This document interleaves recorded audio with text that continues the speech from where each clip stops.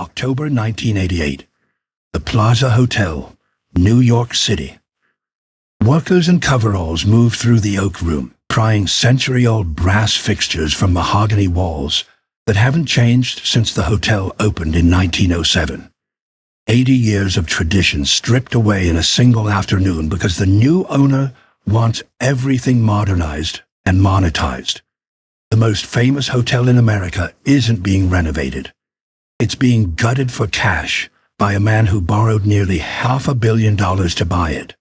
2 women didn't die here, but something did. The soul of an institution, the culture built by generations of staff and guests, the irreplaceable character that made the plaza more than just another luxury address.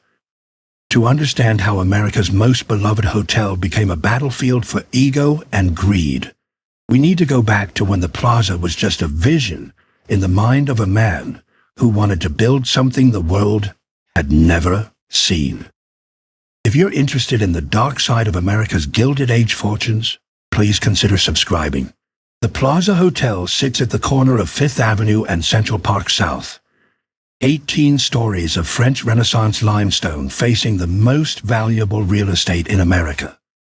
For over a century, this address has meant something specific: wealth, glamour, the unmistakable announcement that you have arrived.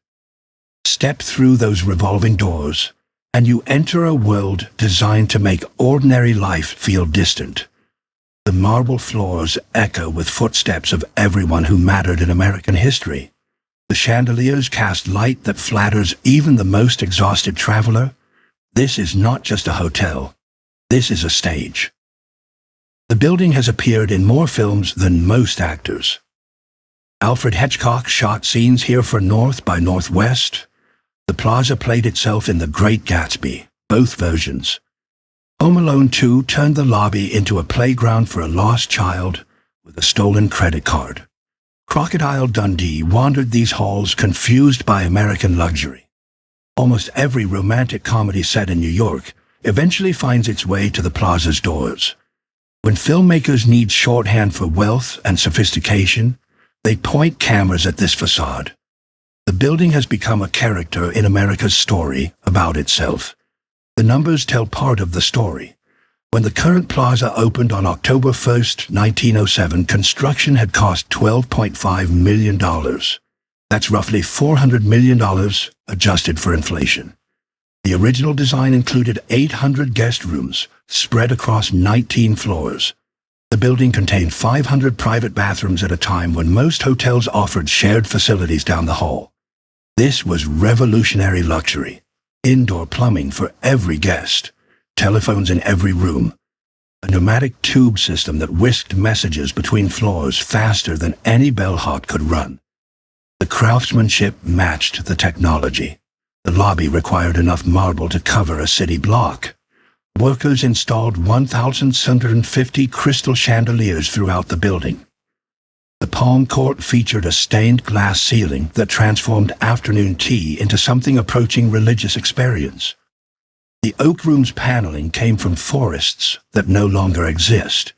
The Oak Bar's murals depicted scenes of old New York that were already vanishing when the paint dried. Every detail announced permanence. This building was constructed to outlast the people who built it, but statistics miss what made the plaza matter. This wasn't just an expensive hotel.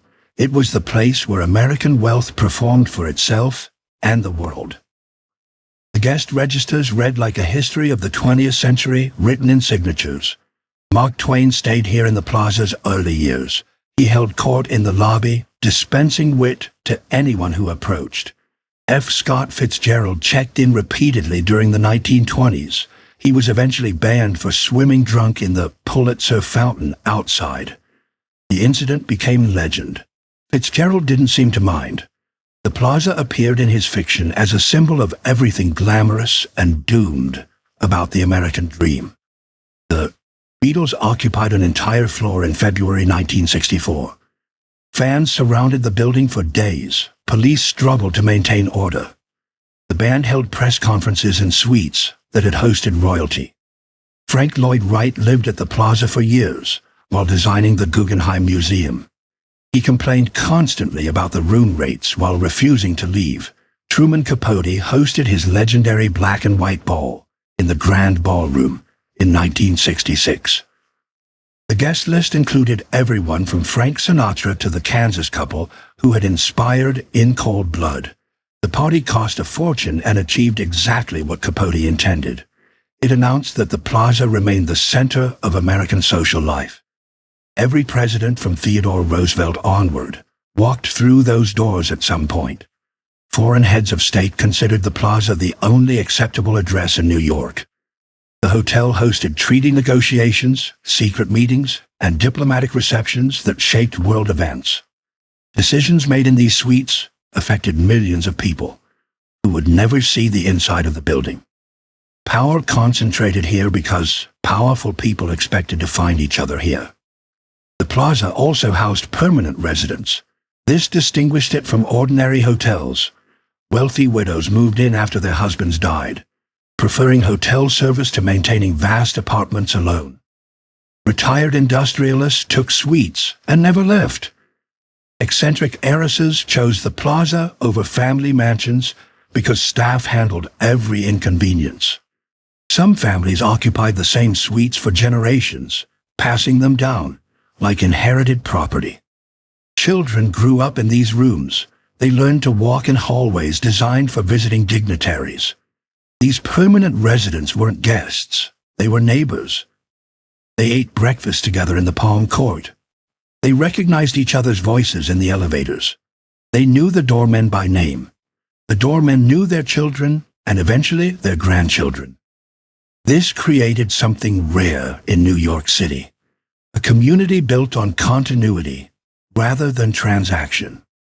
The hotel functioned as a village inside a building. Residents looked out for each other. Staff became extended family. The longest-serving employees had watched generations grow up within these walls. Kay Thompson understood this when she created Eloise.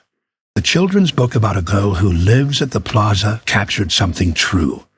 The hotel really did contain a secret world. Behind the public grandeur existed a private community with its own rules and rhythms. Eloise ran through halls that real children had run through for decades. She ordered room service because real residents ordered room service daily. The book became beloved because it revealed what permanent guests already knew. Living at the plaza meant belonging to something. For most of its history, the hotel changed hands rarely. The original developers held it for decades. When ownership did transfer, buyers understood they were purchasing a new institution, not just real estate, not just a famous name. They were acquiring responsibility for something that mattered to people beyond the transaction. New owners maintained standards because the staff expected standards. They preserved traditions because guests returned expecting traditions.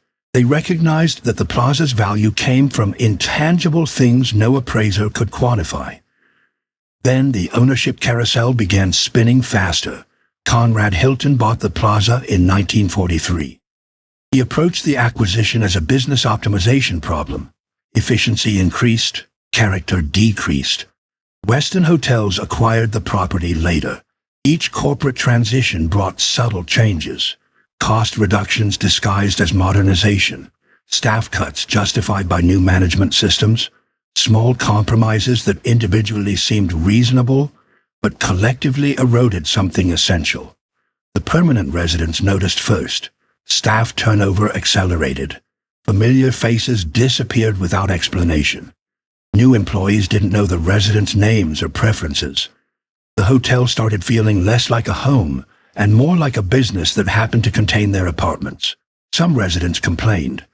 Others simply accepted the changes as inevitable. A few began looking for alternatives, though leaving the plaza meant abandoning decades of accumulated life. By the 1980s, the plaza had become a trophy property, the most famous hotel in America, available to whoever could write the largest check. This attracted a new type of buyer. Developers who saw potential in the land more than the building. Financiers who understood the brand value but not the institutional responsibility. The building occupied some of Manhattan's most valuable real estate.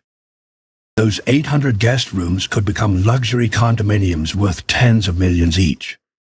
The apartments housing permanent residents could be converted and sold for enormous profit. The math was tempting. Gut the operations, keep the facade, extract maximum value.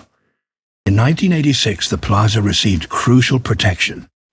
The New York City Landmarks Preservation Commission designated key interior spaces as landmarks. The Palm Court with its famous ceiling, the Oak Room and Oak Bar with their irreplaceable woodwork, the Grand Ballroom where Capote had thrown his legendary party. These spaces couldn't be altered without commission approval. The designation recognized what preservationists had argued for years. The plaza's significance extended beyond its famous limestone exterior. The interior spaces represented craftsmanship that could never be replicated. But landmark status had limits. It protected physical spaces from demolition or drastic alteration. It couldn't protect culture. It couldn't prevent new owners from firing longtime staff. It couldn't stop someone from eliminating the services that made permanent residents feel at home. It couldn't preserve the intangible community that had developed over decades. A developer could hollow out everything that made the plaza more than just a beautiful building while technically complying with landmark regulations. The hotel went up for sale in 1988. Multiple buyers expressed interest. The asking price exceeded $400 million for the building and the business. For that sum, a buyer would acquire not just real estate, but a piece of American mythology.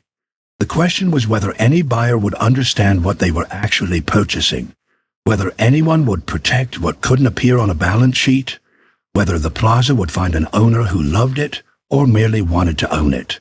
The battles over the plaza would involve some of America's most notorious figures, real estate developers with enormous ambitions and larger debts, billionaires from multiple continents seeking trophy properties, foreign sovereign wealth funds treating American landmarks as investment vehicles. Each would make promises about restoration and preservation. Few would keep them. The hotel that seemed eternal was about to discover how quickly institutions can be destroyed by people who see only dollar signs. But before the celebrities and scandals, before the bankruptcies and lawsuits, there was a man with a vision. His name was Harry Black, and in 1905 he decided to tear down the old plaza and build something the world had never seen. Harry S. Black was not a hotelier, he was a deal maker. Born in 1863 in Ontario, Canada, he came to America as a young man seeking opportunity. He found it in construction, not in laying bricks, but in financing buildings. By the 1890s, Black had risen to lead the George A. Fuller Company, one of America's largest construction firms. Fuller built skyscrapers.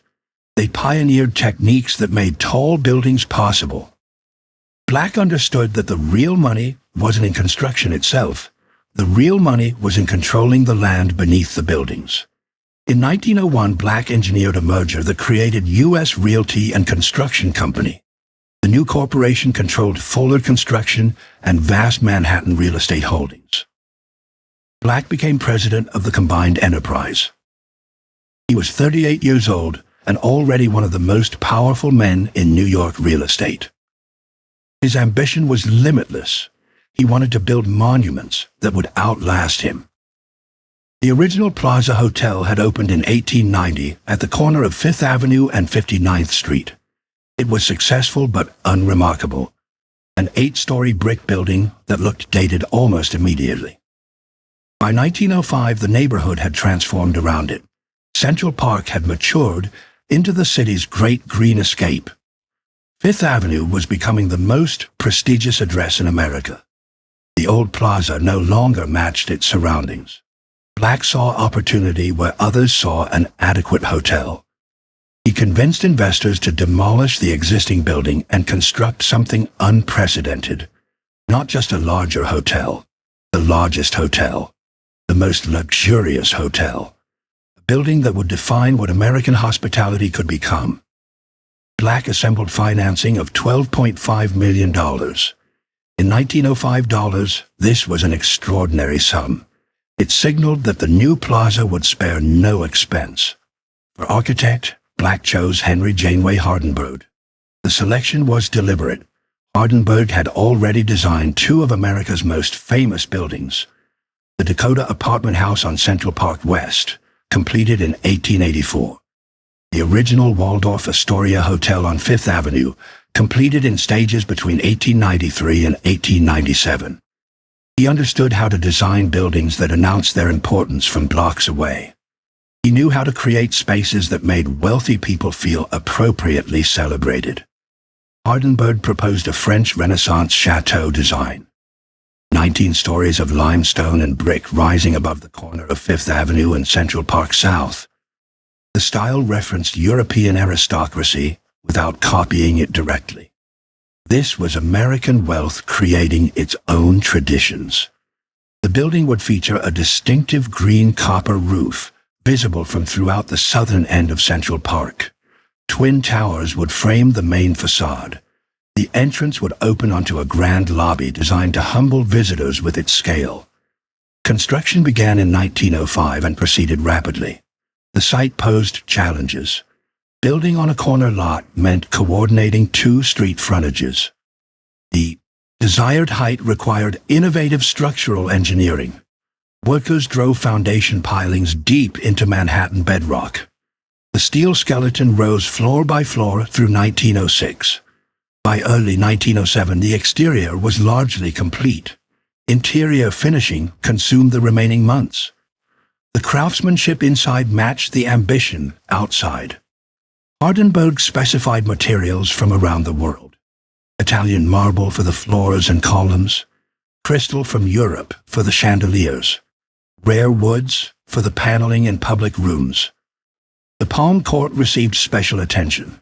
This space would serve afternoon tea beneath a vaulted ceiling of stained glass. The light filtering through that glass would become famous. Photographers would seek it for decades. The Oak Room and Oak Bar occupied prominent ground floor locations. Hardenberg designed them as masculine retreats, dark wood paneling, murals depicting outdoor scenes. Heavy furniture meant for serious men conducting serious business. Women would not be permitted in these spaces for decades. The segregation reflected the era's assumptions. It would eventually embarrass the hotel. But in 1907, it seemed natural, even refined. Guest rooms incorporated technology that amazed visitors. Every room had its own telephone connected to a central switchboard. Every room had its own bathroom with hot and cold running water. A pneumatic tube system allowed messages to travel between floors almost instantly. Central heating kept the entire building comfortable regardless of weather. These features seem ordinary now. In 1907, they represented the cutting edge of hospitality. The plaza opened on October 1st, 1907. New York society treated the event as a major occasion. The New York Times devoted extensive coverage. The hotel was fully booked before the doors opened. Waiting lists formed immediately for future reservations. Suites that were expected to rent by the week attracted tenants who wanted them by the year. Black had succeeded beyond reasonable expectation. He'd built not just a hotel, but a destination. The plaza immediately became the address for visiting dignitaries and American aristocrats alike. The building dominated its corner of Fifth Avenue. The green copper roof could be seen from throughout Midtown. The facade announced wealth and permanence with every carved detail. The financial returns matched the architectural triumph. The hotel generated strong revenue from its first full year. Room rates far exceeded competitors.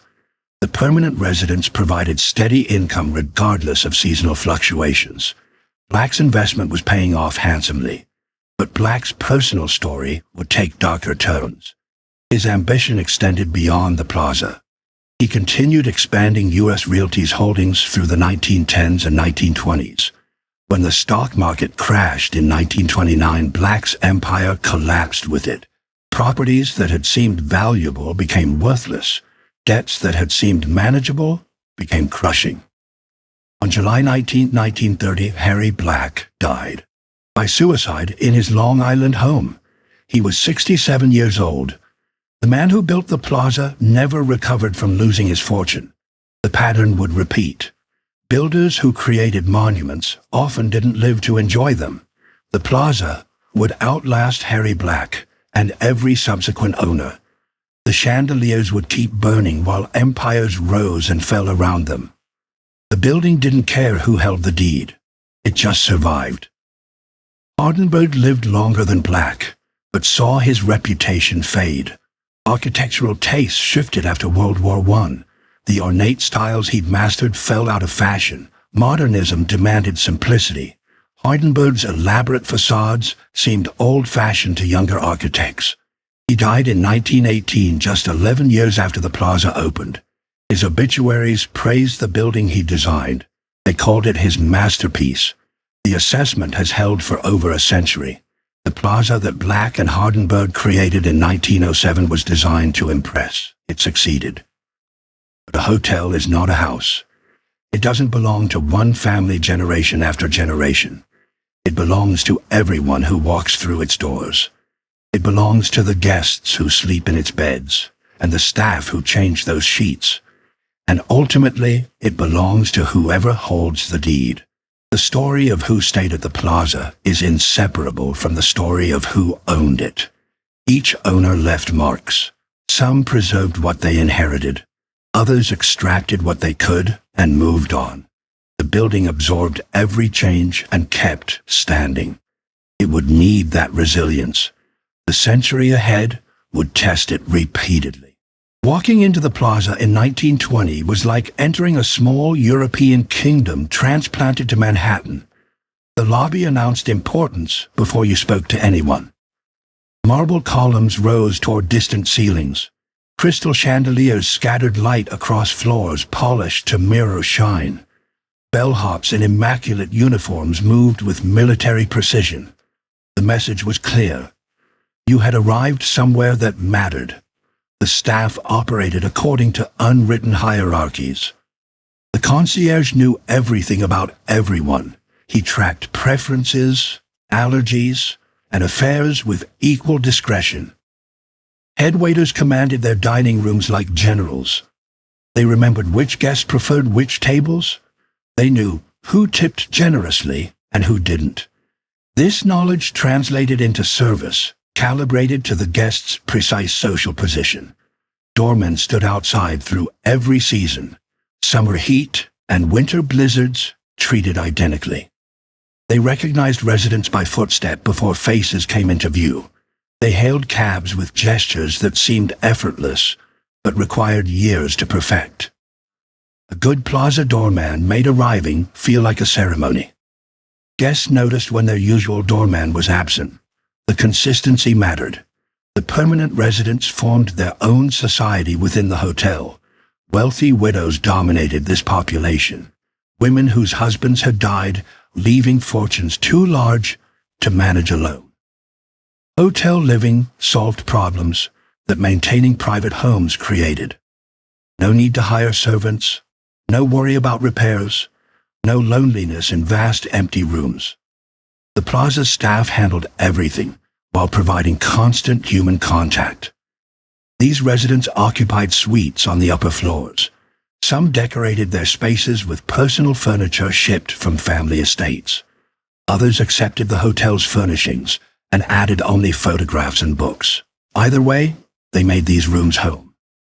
Children were born in these suites. Elderly residents died in them. Decades passed within the same walls. The Palm Court served as the social center. Afternoon tea arrived precisely at 4 o'clock. Silver pots and delicate cups on white tablecloths beneath that famous stained glass ceiling. The light through the glass shifted with weather and season. Rainy afternoons cast different colors than sunny ones. Regulars noticed these changes and commented on them. The Palm Court created its own world with its own rhythms. Women met there to exchange information that couldn't be shared elsewhere. Engagements were announced over tea before appearing in newspapers. Divorces were whispered about while spreading marmalade. Business deals were discussed in language coded to exclude eavesdroppers. The Palm Court functioned as an intelligence exchange where reputation was the currency. The Oak Room operated by different rules. This was masculine territory. Dark paneling absorbed sound and light equally. Men conducted business over heavy meals and stronger drinks. The room didn't admit women until 1969 for 6 decades. It remained a male sanctuary where deals were made without feminine distraction. The exclusion seems absurd now. Then it seemed natural. The Oak Bar next door followed similar policies. Lawyers and bakers gathered after market close. They dissected the day's events in leather chairs designed to encourage long conversations. Murals on the walls depicted pastoral scenes that contrasted sharply with the urban intensity of the conversations below. Men who spent their days in office towers appreciated these painted forests and fields. The Persian Room offered evening entertainment, a nightclub within the hotel where society came to dance and be seen. Eartha Kitt performed there during her rise to fame. Hildegard drew crowds who dressed for the occasion. The room featured a stage and dance floor surrounded by tables where guests ordered champagne and pretended not to watch each other. Seeing and being seen was the entire point. The Grand Ballroom hosted events that made social pages across the country. Debutante balls introduced young women to society. Charity galas raised millions for approved causes. Corporate celebrations rewarded executives with evenings of orchestrated elegance. The room could accommodate over 1,000 guests. Its chandeliers alone required a full-time maintenance crew. Truman Capote understood the plaza's social power when he chose it for his black and white ball in November 1966. The guest list became front-page news weeks before the event. 500 people received invitations to what newspapers called the Party of the Century. Capote mixed celebrities with Kansas farmers. He sat Frank Sinatra next to women who'd never heard of him. The evening demonstrated that whoever controlled the plaza's ballroom controlled New York society. The hotel attracted guests who defined their eras. F. Scott Fitzgerald stayed repeatedly during the 1920s. He treated the plaza as his personal stage. One evening, he stripped down and dove into the Pulitzer fountain outside. Management banned him afterward. Fitzgerald seemed delighted by the scandal. The incident became part of his legend. The Beatles arrived in February 1964 and transformed the hotel into a media circus. Fans surrounded the building for days. Police struggled to maintain order. The band held press conferences in suites that normally housed dignified businessmen. Teenage screams echoed through halls, designed for whispered conversation. The plaza had never experienced anything like it. The staff adapted with characteristic professionalism. Frank Lloyd Wright lived at the plaza for years while designing the Guggenheim Museum. He complained constantly about noise and service and rates. He threatened to leave repeatedly. He never did. The hotel tolerated his eccentricities because his presence brought prestige. Famous architects staying at your hotel announced that your hotel mattered to people who cared about beauty. Guests arrived from every corner of power. Foreign heads of state considered the plaza the only acceptable New York address. Presidents from both parties attended events in the ballroom. Corporate titans negotiated mergers over dinner. The hotel functioned as neutral territory where rivals could meet without surrendering advantage. The plaza's reputation guaranteed discretion. The staff who made this world function rarely received public recognition. Housekeepers who changed sheets for decades. Elevator operators who learned every resident's floor without being told. Kitchen workers who prepared thousands of meals to exacting standards. These employees passed skills to younger workers in informal apprenticeships, the knowledge accumulated across generations. Some staff families worked at the plaza for multiple generations. Sons followed fathers into service positions. Daughters joined mothers in housekeeping departments.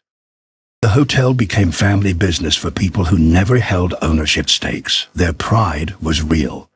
They maintained standards even when management changed or budgets tightened. Kay Thompson captured something essential when she created Eloise in 1955. Her children's book depicted a girl who lived at the plaza and treated it as her personal playground. Eloise ran through halls that adults walked. She knew secret passages and hidden rooms. She formed relationships with staff who indulged her adventures. The book sold millions of copies and introduced the hotel to children who would grow up dreaming of staying there.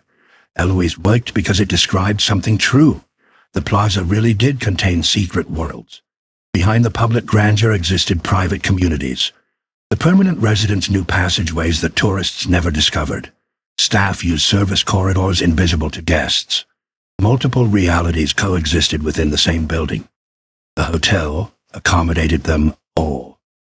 For half a century, the plaza seemed eternal. The routines felt permanent. The standards never wavered. Guests returned year after year and found the same doormen greeting them. The same waiters remembered their preferences. The same light filtered through the palm court ceiling. This consistency created something rare, a place where time seemed to move differently, where the chaos of the outside world couldn't penetrate. But hotels are businesses. They have balance sheets and shareholders and quarterly reports. They require constant investment just to maintain existing standards. And in the 1970s, the plaza's numbers started telling a different story. The plaza changed hands for the first time in 1943. Conrad Hilton purchased the hotel as part of his aggressive expansion across America. He'd built his fortune buying distressed properties during the Depression. The plaza wasn't distressed, it was prestigious. Hilton wanted the name more than the building. Hilton approached the plaza as an efficiency problem. His chain operated on standardized systems designed to maximize profit. Every Hilton hotel used the same accounting methods, the same training programs, the same performance metrics. This worked well for roadside motor lodges. It fit awkwardly with an institution that had developed its own culture over 4 decades. The changes came gradually. Staff positions were consolidated. Departments that had operated independently now reported through corporate hierarchies. Long-serving employees who remembered the original ways found their expertise undervalued. The new management wanted consistency with other Hilton properties. The plaza's distinctiveness was a problem to be solved. Some traditions survived. The Palm Court still served afternoon tea. The Oak Room still excluded women. The permanent residents still occupied their suites. But the texture changed. Small economies accumulated. Slightly cheaper supplies. Slightly less elaborate service. Slightly fewer staff members covering slightly more responsibilities. Each individual compromise seemed minor. Together they shifted something fundamental. Hilton sold the plaza in 1953 to a real estate investor named A.M. Sonnabend. The price was $15 million. Sonnabend understood hotels, but approached them as properties, rather than institutions. His company managed the plaza competently, without inspiring devotion. The building continued functioning. The standards held. Nothing got dramatically better or worse. The 1970s brought crisis to New York City. Municipal bankruptcy loomed. Crime rates spiked. Wealthy residents fled to suburbs. Companies relocated headquarters to other states. The city that had seemed like the center of the world suddenly seemed like a dangerous backwater. Tourism declined sharply. Business travel shifted elsewhere. The plaza felt these pressures acutely. Occupancy rates dropped. The permanent residents aged without replacement. Young, wealthy families didn't want to raise children in a city that felt unsafe. They chose Connecticut or Westchester instead. The suites that had housed multiple generations of families started emptying as elderly residents died. Maintenance costs never declined regardless of revenue. The building required constant attention. Pipes corroded. Electrical systems needed updating. The limestone facade weathered and required repair. The famous chandeliers demanded specialized cleaning. Running an 80-year-old building cost substantially more than running a modern one. Every year brought new expenses that couldn't be avoided. Westin Hotels acquired the Plaza in 1975. Another corporate owner, another set of standardized procedures. Westin had less history than Hilton, but similar approaches. Efficiency mattered. Brand consistency mattered. The Plaza's unique character was an asset in marketing materials and a complication in operations. The permanent residents watched these transitions with growing unease. Each new owner brought new rules, new restrictions on what residents could do in spaces they'd occupied for decades, new staff members who didn't know family histories, new managers who viewed long-time residents as obstacles rather than community members. Some residents had legal protections. New York's rent stabilization laws applied to certain long-term tenants. These residents couldn't be easily displaced. Their rents couldn't be raised dramatically. They had rights that new owners found inconvenient. The tension between protected tenants and profit-seeking owners would intensify over the following decades. In 1969, the Oak Room finally admitted women after a lawsuit. The policy that had seemed natural for 6 decades suddenly seemed discriminatory. A group called the National Organization for Women targeted the Plaza specifically. They staged protests. They filed complaints. The hotel eventually surrendered. The Oak Room opened to women. Some male patrons grumbled. Most adapted quickly. The change revealed something important. Traditions that felt permanent could shift quickly when pressure mounted. What seemed like eternal customs were actually choices. Choices that could be reconsidered when circumstances changed. This applied to more than gender policies. It applied to the entire structure of how the Plaza operated. The building received crucial protection in 1969. The New York City Landmarks Preservation Commission designated the Plaza's exterior as a landmark. This meant the facade couldn't be altered without commission approval. No one could strip the limestone. No one could replace the distinctive windows. The building's appearance was legally protected against owners who might prefer cheaper alternatives. The interior spaces received similar protection in 1986. The Palm Court, the Oak Room, the Grand Ballroom, the Terrace Room. These spaces were designated interior landmarks. Their architectural features couldn't be removed or significantly altered. The stained glass ceiling, the oak paneling, the decorative plasterwork, all protected by law. Landmark designation gave preservationists legal standing to challenge proposed changes. It created a process where experts could review plans before execution. It established that the Plaza belonged to the public in some meaningful sense, regardless of who held the deed. The building's significance extended beyond its commercial function, but landmark laws had limits. They protected physical spaces from destruction. They couldn't mandate maintenance. They couldn't require owners to invest in preservation. They couldn't prevent neglect. An owner who wanted to extract maximum value while spending minimum money could let protected spaces deteriorate slowly. The law protected against dramatic destruction. It offered less defense against gradual decay. The laws also couldn't protect intangible things. The culture that made the Plaza special. The staff knowledge accumulated across generations. The community feeling among permanent residents. The service standards that distinguished the hotel from competitors. None of this received legal protection. Owners could gut these things entirely, while technically complying with landmark regulations. By the mid-1980s, the Plaza had become a trophy property. Its fame exceeded its financial performance. The hotel struggled to compete with newer luxury properties. Modern hotels offered amenities the Plaza couldn't match without major renovation. Business travelers increasingly preferred convenience to prestige. The permanent residents provided steady revenue but couldn't sustain the entire operation. Real estate speculators recognized the situation. The building occupied one of Manhattan's most valuable corners. The The land beneath the plaza was worth enormous sums, regardless of what happened to the hotel. The guest rooms could become condominiums. The public spaces could become retail. The entire operation could be restructured to extract maximum value from the location. The hotel went up for sale in 1988. Multiple parties expressed interest. The asking price exceeded $400 million. For that sum, a buyer would acquire the most famous hotel name in America. They would also acquire protected landmark spaces they couldn't easily alter.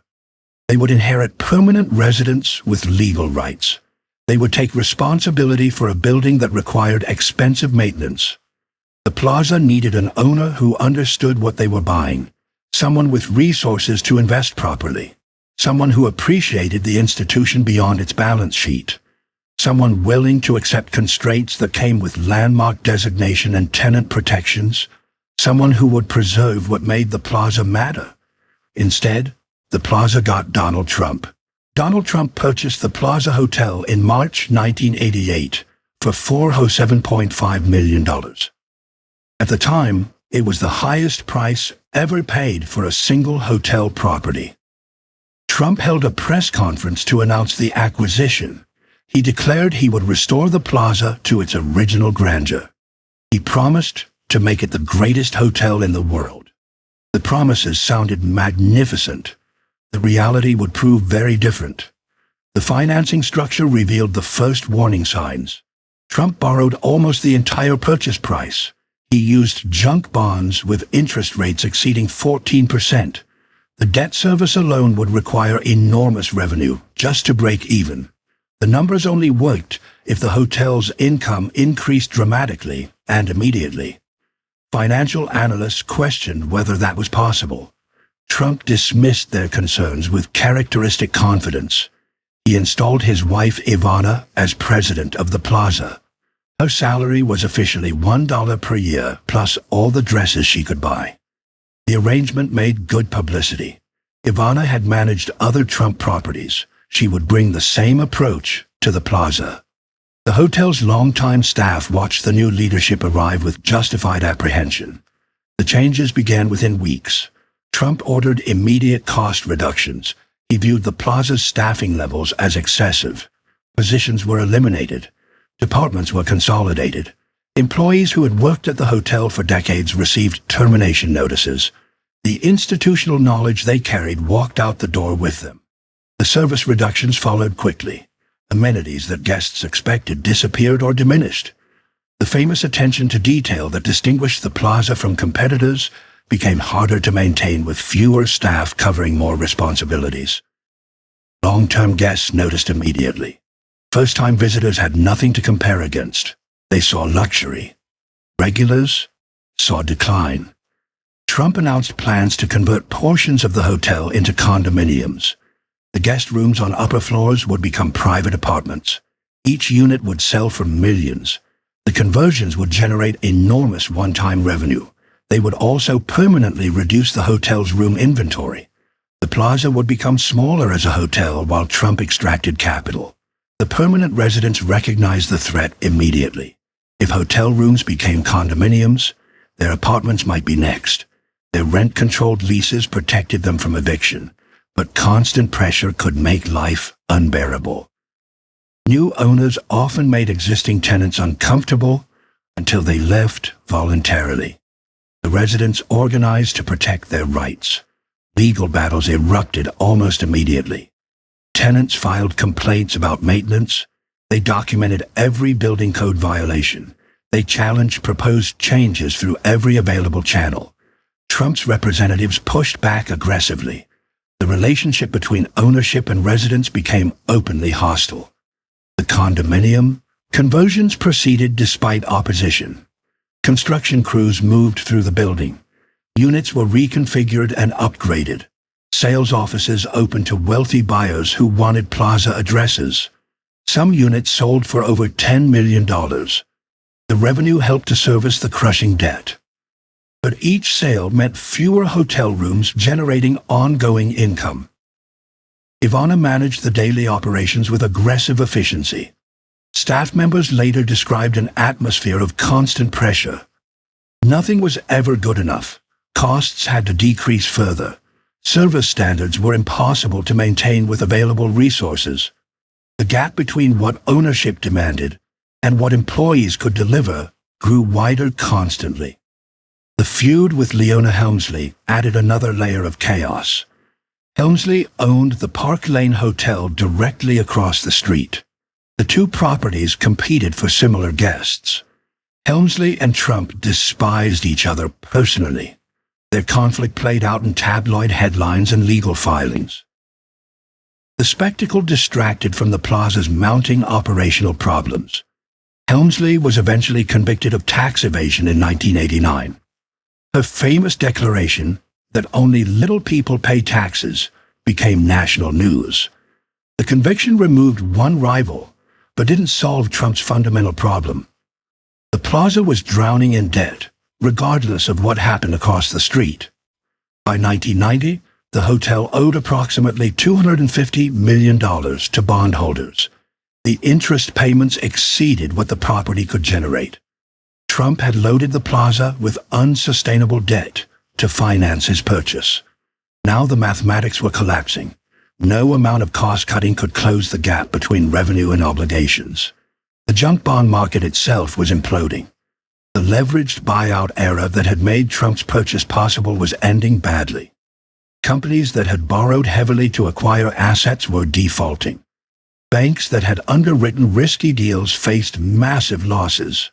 The financial environment that had enabled Trump's plaza purchase no longer existed. Trump's other properties were failing simultaneously.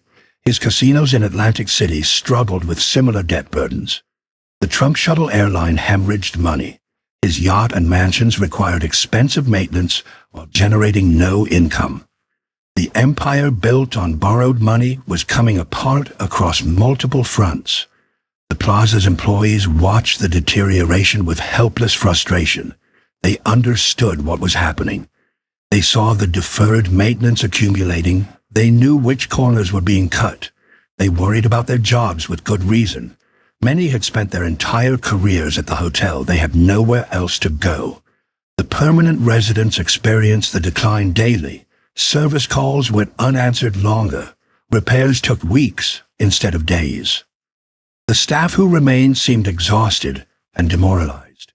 The community feeling that had made plaza living special disappeared. Residents who could afford to leave began considering alternatives.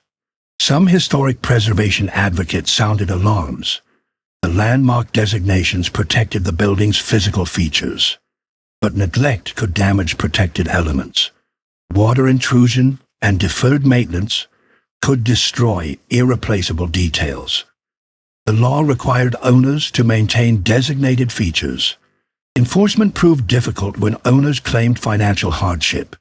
Trump's public statements bore no relationship to internal reality. He continued declaring the plaza successful while his representatives negotiated with creditors. He announced expansion plans while cutting staff. He claimed personal wealth while his properties teetered toward bankruptcy. The disconnect between pronouncements and evidence was total. Former employees later described the management atmosphere as chaotic. Decisions came from the top without consultation. Expertise was ignored. Long-term thinking was impossible because short-term survival consumed all attention. The institutional culture that had developed over 80 years was being actively destroyed. The contrast with previous owners was stark. Earlier corporate owners had been impersonal. They had introduced bureaucratic inefficiencies, but they hadn't loaded the property with unsustainable debt. They hadn't stripped the hotel to service that debt. They hadn't created an atmosphere where survival required destroying what made the plaza valuable. Trump's approach to the plaza would prove typical of his business career. Acquire assets with borrowed money. Extract value quickly. Let the debt crush what remained. Move on to the next deal while creditors fought over scraps. The pattern repeated with casinos, airlines, and countless other properties. The plaza was one of many casualties. By 1992, the situation was terminal. The plaza couldn't service its debt. Trump couldn't inject additional capital. The bondholders who had financed the purchase wanted their money back. Something had to give. The question was what Trump would sacrifice and what he would keep. The answer revealed his priorities clearly. Trump would protect his personal reputation and residual ownership stake. He would let the bondholders absorb losses. He would surrender operational control while maintaining the Trump Association. The plaza would survive in diminished form. The people who had lent him money would pay for his miscalculation. In November 1992, Donald Trump surrendered control of the Plaza Hotel to his creditors. The restructuring agreement told the story of his failure in precise numbers. Bondholders who had financed his purchase received 49% ownership. Trump kept 49% but lost management authority. Citibank and other lenders took the remaining stake. Trump's grand promises had collapsed into bankruptcy paperwork. The debt restructuring erased hundreds of millions in obligations. Bondholders who had expected full repayment received equity in a troubled property instead. Their original investments were worth a fraction of face value. The people who had lent Trump money paid for his miscalculation. This pattern would repeat throughout his business career. Borrow heavily, fail spectacularly, let creditors absorb losses. The 4 years of Trump's active management left visible damage. Deferred maintenance had accumulated throughout the building. Systems that required regular attention had been neglected. The famous fixtures showed wear that proper care would have prevented. Staff who knew how to maintain these irreplaceable elements had been fired. Their expertise walked out with them. The workforce had been gutted systematically. Positions eliminated during cost-cutting drives were never restored. Remaining employees covered responsibilities formerly divided among multiple people. Service quality suffered inevitably. The institutional memory that distinguished the plaza from competitors had been deliberately destroyed. The permanent residents had experienced years of hostile management. Their complaints had been ignored or met with legal threats. Building services they depended upon had deteriorated. Some residents had surrendered and moved out. Others remained behind barricades of rent stabilization protections. The community feeling that had defined plaza residential life no longer existed. The condominium conversions had permanently altered the building's character. Hotel rooms that had served travelers for 80 years were now private apartments. The new owners had no connection to the plaza's traditions. They wanted Manhattan addresses and tax advantages. They didn't care about afternoon tea in the Palm Court or the history of the Oak Room. The conversion reduced the hotel's room inventory dramatically. 800 rooms became fewer than 500. The plaza was now primarily a condominium building with a hotel component. This inversion of purpose contradicted everything Harry Black had envisioned. He built a great hotel. Trump converted it into an apartment building with a famous lobby. Financial analysts assessed the damage in their reports. The property's competitive position had declined significantly. Newer luxury hotels offered amenities the plaza couldn't match. Business travelers increasingly chose modern properties with contemporary technology. The plaza's fame remained. Its operational excellence had been compromised. Preservationists documented what had been lost and what survived. The landmark protected spaces remained largely intact. The Palm Court's stained glass ceiling still filtered afternoon light. The Oak Room's paneling hadn't been removed. The Grand Ballroom's architectural features were preserved. The law had protected the bones of the building. But the law couldn't protect intangible losses. The service culture built across generations. The staff relationships that made permanent residents feel at home. The accumulated expertise that distinguished the plaza from any other hotel. The sense that staying at the plaza meant something beyond comfortable beds and convenient location. All of this had been damaged or destroyed. The remaining staff struggled to maintain standards with inadequate resources. New management brought new approaches, but couldn't restore what had been lost. training programs could teach procedures. They couldn't transfer institutional wisdom that develops only through decades of practice. The plaza functioned as a hotel. It no longer functioned as the plaza had. Former employees shared their experiences with journalists. They described an atmosphere of fear and chaos during the Trump years. They recalled the confusion when longtime colleagues disappeared overnight. They remembered the frustration of watching their workplace deteriorate while ownership claimed success. Their testimonies painted a portrait of institutional destruction. The permanent residents who remained told similar stories. They described years of combat with management over basic services. They recalled threatening letters and legal harassment. They remembered neighbors who gave up and moved away. Those who stayed felt like survivors of a siege. They had endured, but the community they defended had been irreparably changed. The broader context made the plaza's troubles seem almost inevitable. The late 1980s real estate bubble had encouraged reckless speculation. Easy credit enabled acquisitions that made no economic sense. The plaza was one casualty among many. Hotels, office buildings, and shopping centers across America suffered similar fates. But the plaza's fame made its decline particularly visible. Trump emerged from the bankruptcy with his reputation somehow intact. He had failed catastrophically. He had cost his creditors hundreds of millions of dollars. He had damaged an American landmark. Yet he retained his celebrity status and his minority ownership stake. The ability to fail upward would become his defining characteristic. The plaza entered 1993 under new management with old problems. The debt was restructured, but the building still required investment. The staff was depleted and demoralized. The permanent residents were traumatized. The hotel's reputation had suffered years of damage. Recovery would require resources and commitment the new ownership structure struggled to provide. Industry observers noted patterns that would repeat.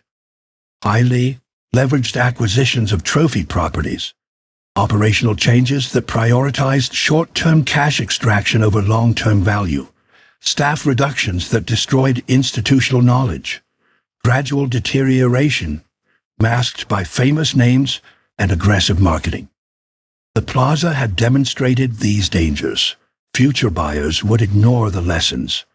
The question facing the plaza after Trump was whether recovery was possible. Could a great hotel rebuild its culture after systematic destruction?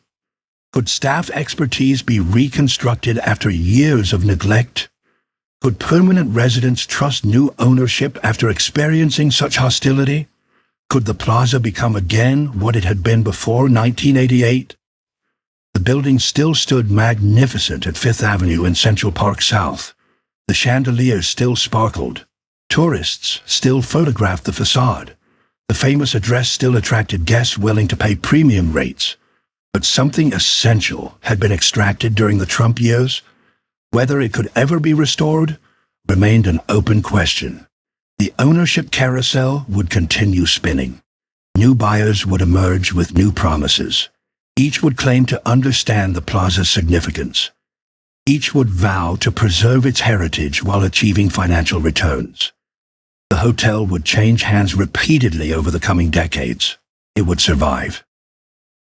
But survival and flourishing are different things. After Trump, the plaza entered an era of revolving ownership. Each new buyer arrived with promises about restoration and preservation. Each eventually sold to the next buyer. The hotel became an asset to be traded rather than an institution to be stewarded. The carousel spun faster with each rotation. CDL Hotels of Singapore acquired controlling interest in 1995. The purchase price was approximately $325 million. CDL was a subsidiary of Hong Leong Holdings, one of Singapore's largest property developers. They brought international capital and professional hotel management. The acquisition signaled that the plaza had become a global trophy property. CDL invested in restoration work. They addressed some deferred maintenance from the Trump years. They upgraded systems that had been neglected. the hotel began functioning more professionally. Staff morale improved somewhat, but the fundamental changes from the condominium conversions remained permanent. The plaza couldn't become what it had been before 1988.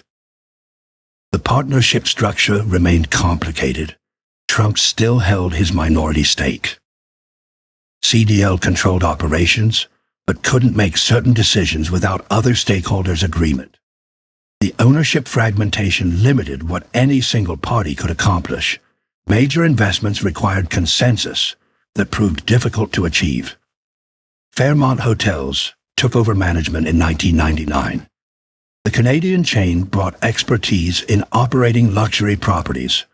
Fairmont managed other prestigious hotels, including the Waldorf Astoria and the Savoy in London.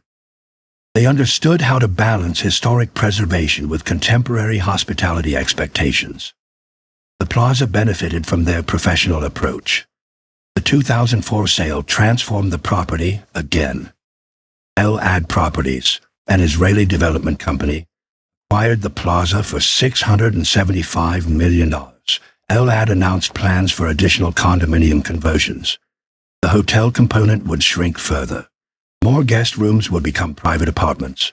The pattern established under Trump would continue under new ownership. Preservationists fought the proposed changes. They argued that further conversions would fundamentally alter the plaza's character. The hotel that had once contained 800 rooms would be reduced to fewer than 300. The landmark designations protected architectural features. They didn't prevent conversion of hotel rooms to residential use. The conversions proceeded despite objections. More floors became condominiums. Wealthy buyers paid extraordinary sums for plaza addresses.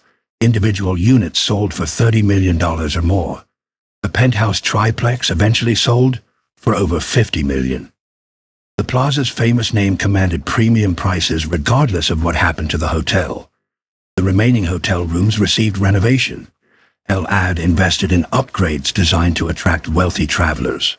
The rooms became larger and more luxurious. The price per night increased accordingly.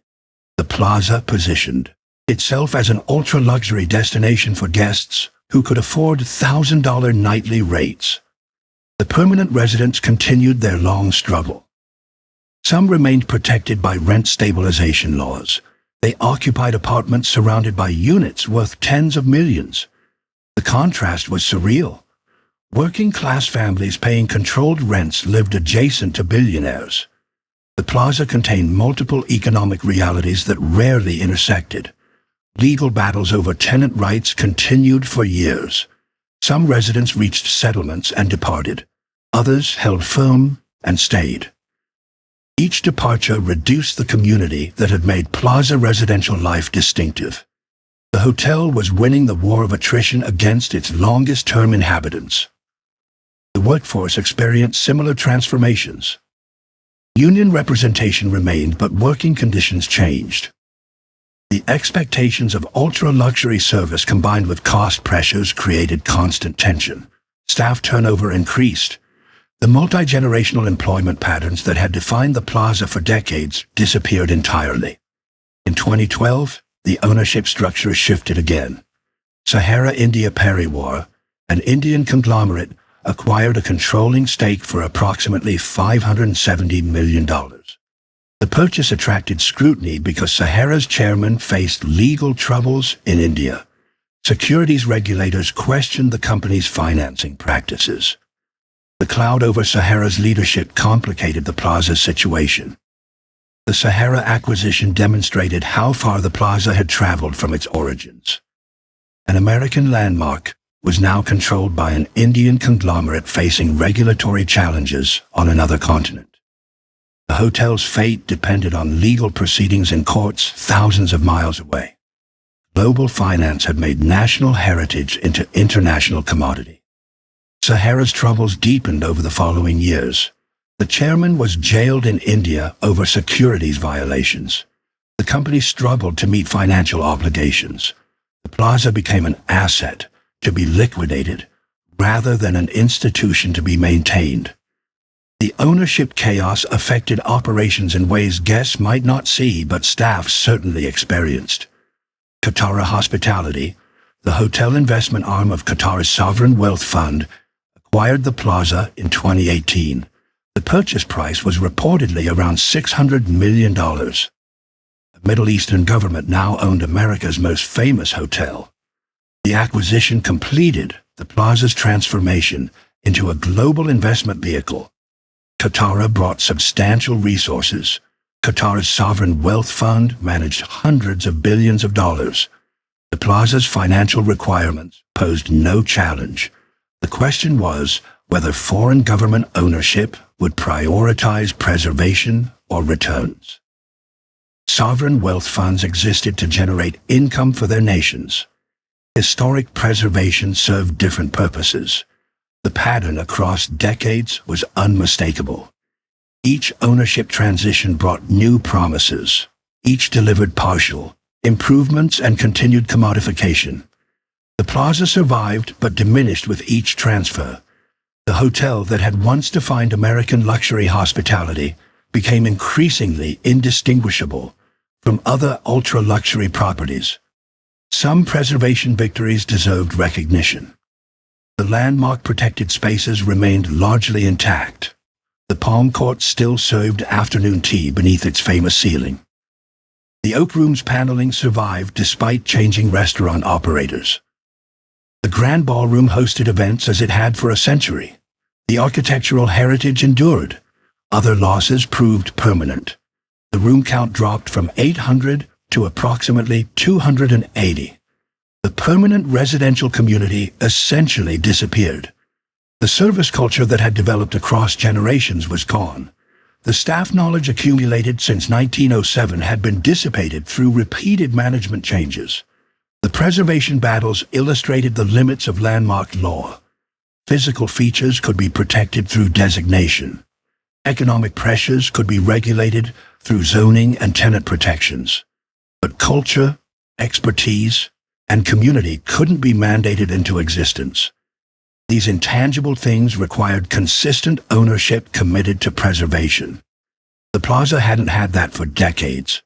The hotel's current state reflects these accumulated changes. It functions as an ultra-luxury property, charging premium rates. The famous spaces remain beautiful. The service meets contemporary expectations.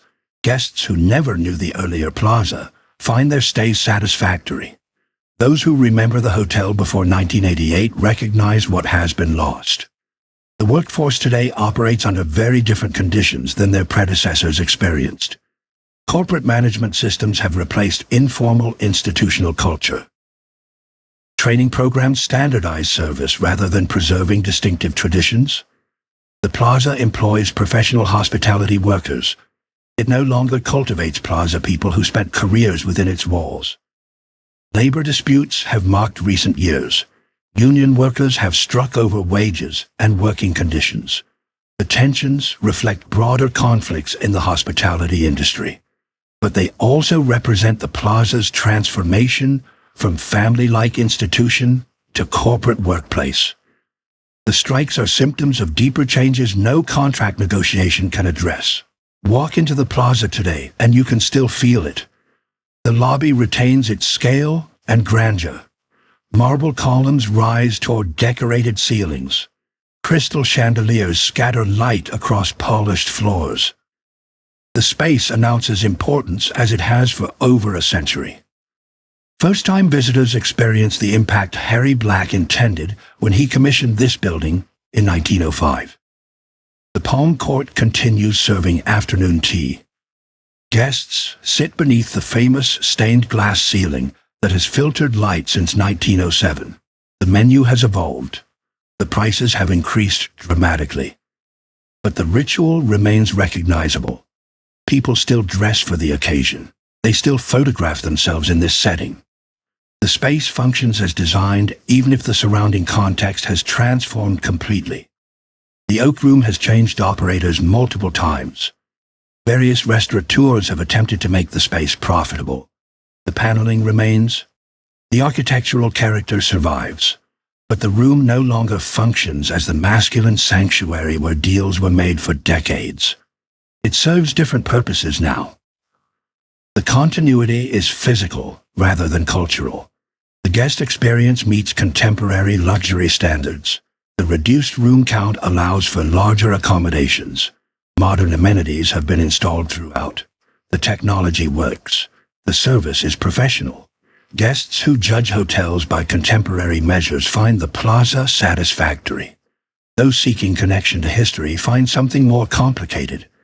The permanent residential community has essentially vanished. A handful of rent-stabilized tenants remain in apartments surrounded by multi-million-dollar condominiums. The neighbors they knew for decades have died. The staff who recognized them have been replaced repeatedly.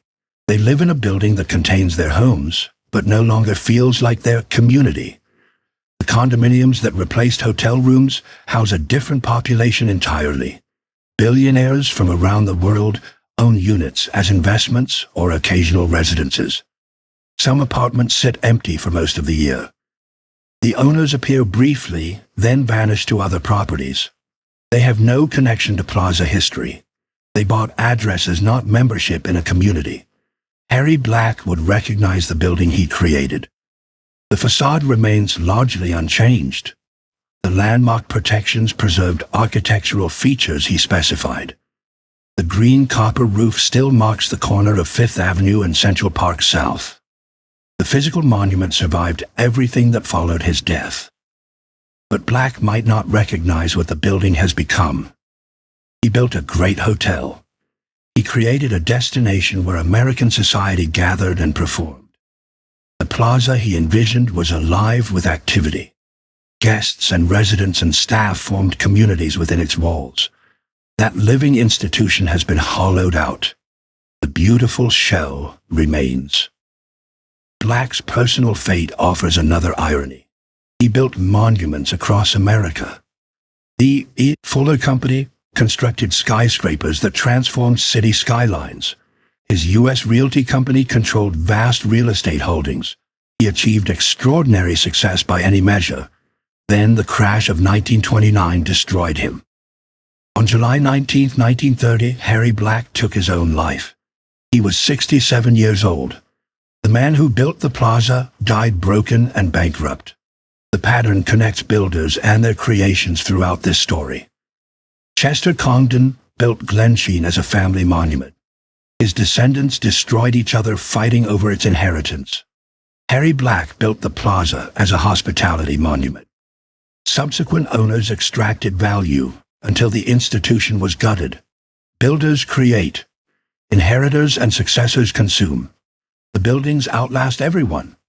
The plaza's story illuminates questions about American heritage. Who owns a landmark? What obligations come with that ownership?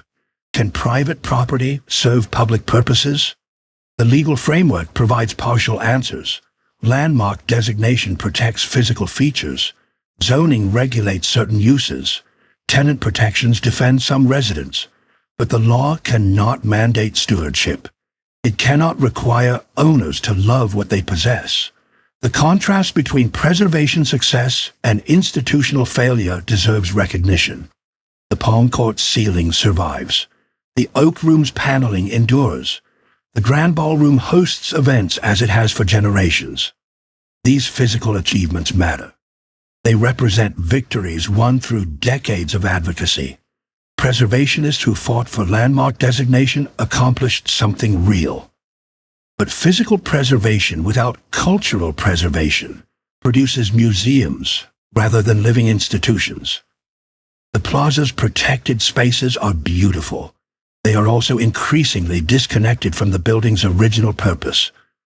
Tourists photograph the Palm Court without understanding what afternoon tea once meant. They admire the Oak Room without knowing the history those walls witnessed. The spaces survive as aesthetic experiences rather than social ones. The plaza competes today against newer luxury hotels. Properties built in recent decades offer amenities impossible to retrofit into a 1907 structure. Contemporary travelers have different expectations. They want technology and convenience alongside beauty. The plaza provides these things imperfectly. Its age is simultaneously an asset and a limitation. The hotel appears regularly in films and television. Production companies pay substantial fees to use the famous setting. The plaza plays itself in romantic comedies and prestige dramas. Each appearance reinforces the brand, even as the reality behind the brand continues changing. The image has become more durable than the institution. The broader question extends beyond the plaza. American cities contain thousands of landmark buildings. Many face similar pressures. The tension between heritage preservation and economic development recurs everywhere. The plaza's story illustrates one outcome, among many possible ones. The building survived, the institution didn't. Future ownership changes seem inevitable. The plaza will trade hands again. New buyers will make promises. Some will invest significantly. Others will extract what they can. The carousel will continue spinning. Each rotation will bring new management philosophies. Some will prioritize heritage. Others will prioritize returns. The building will endure regardless. The chandeliers will keep burning. The marble will keep gleaming. Tourists will keep photographing themselves in the lobby.